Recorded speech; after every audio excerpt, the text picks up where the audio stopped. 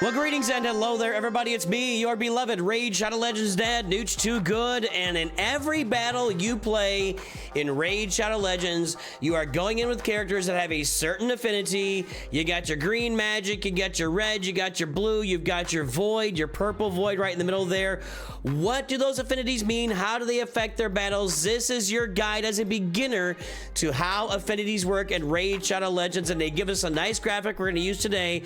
But before we jump into that, boys and girls, ladies and gentlemen, if you have not yet downloaded Raid Shadow Legends, use my QR code over there, use the link in the description, link in the pinned message, download the game for free legendary characters in the game right now. Use the Beginner Code DEMONSLAYER, Get Tholin Foulbeard, or any other beginner codes if you're out there watching this a long time from now.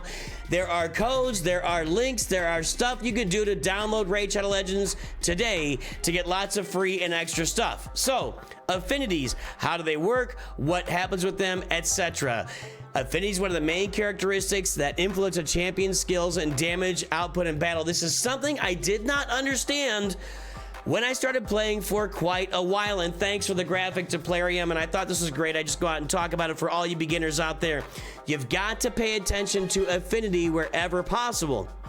Blue beats green, green beats red, red beats blue, and purple is neutral. Let's talk about the advantages you get from those. And again, blue magic, green spirit, red force, and purple void. Every champion has one of these affinities. So the thing is, for each of them, it's a disadvantage and an advantage. So for instance, you look at the little triangle up there, if red is fighting blue, red both has an advantage against blue, and blue has a disadvantage against red. You look at the disadvantage, minus 20% damage, minus 15% crit rate, and plus 35% weak hit chance.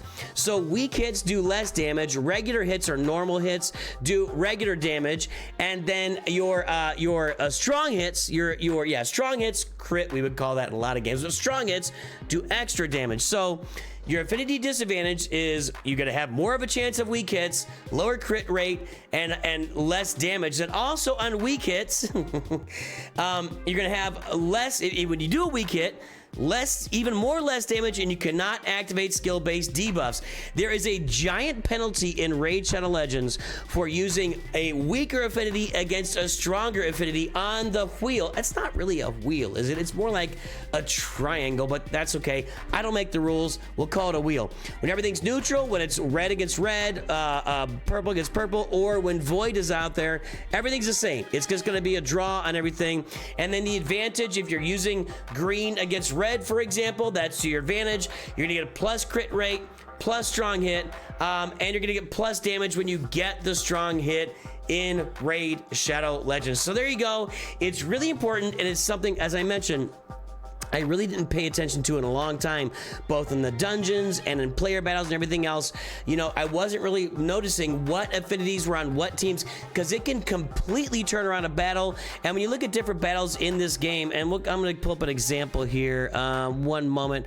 Let's back out to this. I'm going to go over to the Iron Twins. Iron Twins changes affinity every single day. So right now, it's on the red force affinity. So when you go in there, I don't have any, I don't want to go in there. So you want to make sure when you go in to face the Iron Twins, pay attention to what affinity it's on for that day. If it's on red, you want to be using as many green characters as you possibly can. Now, I've got challenges.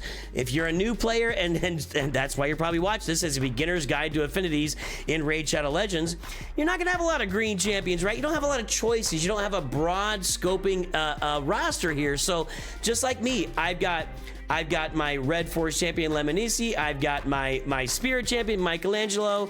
You know, I got my Magic champion, Donatello. I got another Force champion.